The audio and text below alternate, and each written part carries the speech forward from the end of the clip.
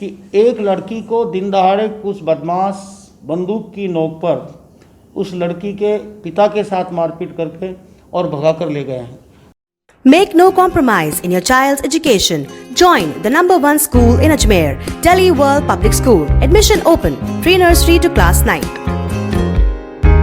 दिनांक 5/3/2021 को मदनगंज थाना क्षेत्र के सुमेर नगर इलाके से इतला आई कि एक लड़की को दिन दहाड़े कुछ बदमाश बंदूक की नोक पर उस लड़की के पिता के साथ मारपीट करके और भगा कर ले गए हैं और उन्होंने फायर भी किया है। इस इतला पर थानाधिकारी मदनगंज और डीवाईएसपी किशनगढ़ सिटी तुरंत मौके पर पहुंचे, घटनास्थल का जायजा लिया और नाकाबंदी कराई।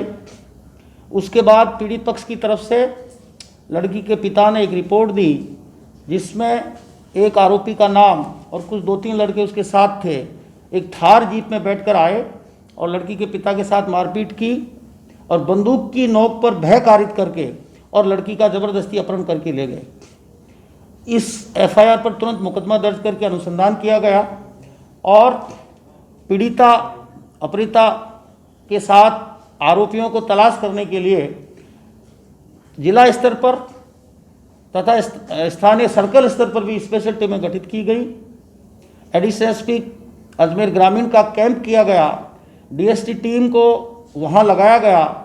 इसके अलावा सर्कल स्तर पर भी 3-4 टीमें बनाई गई। थानाधिकारी गांधीनगर, थानाधिकारी किशनगढ़ और थानाधिकारी रूपनगढ़, सीओ किशनगढ़ ग्रामीण, इन सभी के नेतृत्व में करीब 6-7 टीमें गठित करके और हमारी साइबर सेल की टीम के सभी मेंबर्स को उसमें लगा करके सीसीटीवी फुटेज का विश्लेषण किया गया और तकनीकी सहायता से हमें ये जानकारी मिली, परसों रात को ये जानकारी मिली कि वो आरोपी सुनील चौधरी उस महिला को गुजरात की तरफ ले गया है। पुनः उनके नंबर प्राप्त करके जहां उन्होंने संपर्क करने की कोशिश की, उन लोगों पे पुलिस की निगाह थी। जो ही हमें जानकारी मिली कि उन्होंने अपने कुछ परिचितों को फ़ोन किए हैं, तुरंत पुलिस ने उनसे पता करके उनके मोबाइल नंबर प्राप्त किए और उनकी लोकेशन प्राप्त की। उस लोकेशन में ये जानकारी मिली कि वो गुजरात में मेहसाणा जिले के वसई थाना इलाके में कहीं छुपे हुए हैं। इस इतला पर तुरंत हमने गुजरात के उच्चाधिकारियों से बात की। मैंने खुद एसपी मेहसाणा से बात की, हमारे आईजी साहब ने भी बात की। उसके बाद संबंधित थानाधिकारी वसई को निर्देश देकर के उनकी तलाश शुरू कराई गई। तो वसई थाना इलाके में सुनील जाट, एक उसका दोस्त और वो पीड़िता वहाँ मिली, थार गाड़ी मिली। उनको स्थानीय पुलिस ने नियमानुसार अपने कस्टडी में लेकर के पूछताछ की और हमें पुनः इतला दी। उस पर थानाधिकारी गांधीनगर के नेतृत्व में और साइबर सेल के सदस्यों के साथ एक टीम रवाना की और उस टीम ने वहाँ से वसई पुलिस थाना की कस्टडी से इन तीनों को अपने कब्जे में लेके, उन्होंने चूंकि उनको नियमानुसार अरेस्ट कर लिया था 151 में, तो वहाँ के मजिस्ट्रेट से बाद जमानत स्थानीय पुलिस की कस्टडी में लेकर यहाँ लेकर आए। यहाँ आने के बाद पीड़िता के बयान 161 में लिए, उसका मेडिकल कराया। उसके बाद धारा 164 सीआरपीसी के तहत मजिस्ट्रेट के समक्ष उसको बयान कराए और उसकी इच्छा के मुताबिक उसको नारी निकेतन भिजवाया गया।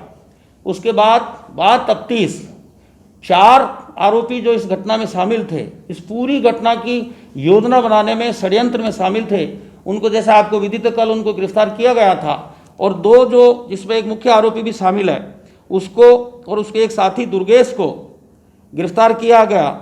इस प्रकार इस पूरे प्रकरण में 6 आरोपी, जिसमें नरेंद्र, लोकेंद्र, सोनू यादव, प्रमेश प्रजापत, सुनील जाट और दुर्गेश यादव, इन 6 को गिरफ्तार किया जा चुका है और इनका रिमांड लेकर के पूछताछ की जा रही है। घटना में जैसा बताया जा रहा है कि इन्होंने फायर भी किया है। उस हथियार के बारे में जानकारी करके पूछताछ करके हथियार बरामद किया जाएगा और अन्य किसी अपराध में ये लोग शामिल रहे हों उसके बारे में भी पूरी पूछताछ की जा रही है। उसके बाद नियमानुसार कार्रवाई करके और इनके खिलाफ चालान न्यायालय में पेश किया जाएगा। सर, क्यों किया गया था अपराध को अंदर जानकारी? अपहरण क्यों किया गया था, इस संबंध में विस्तृत अनुसंधान किया जा रहा है। हथियार कहाँ का था? इसके बारे में अनुसंधान जारी है। लाइसेंस शुदा था क्या हथियार? अनुसंधान से तय होगा कि उसका हथियार लाइसेंस शुदा था या अवैध था। पीड़िता को आप नारी निकेतन भेजने की कह रहे हैं। उसकी इच्छा के मुताबिक जहां वो जाना चाहती थी वहां उसको भिजवा दिया गया। परिजनों के साथ जाने से इनकार किया पीड़िता ने। ऐसी स्थिति हो सकती है तभी नारी निकेतन भिजवाया गया, लेकिन उसकी इच्छा के अनुसार ही उसको नारी निकेतन भिजवाया। इस संबंध में अनुसंधान किया जा रहा है।